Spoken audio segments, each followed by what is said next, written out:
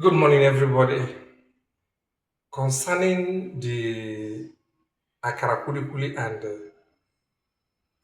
corn business that is being advocated by our First Lady, Her Excellency Oluremi Tinunbu, she is trying to explain that there is a need for people to be engaged with little things, that you can start small instead of staying idle.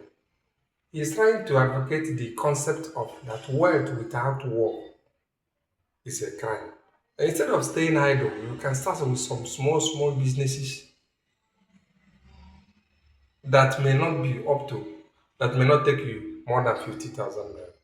He's talking about dignity of labor that was initiated by Mahatma Ghandi of India, who says that wealth without work is a crime.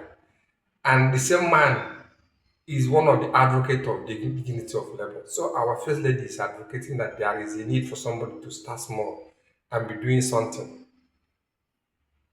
instead of what? Staying idle. Thank you.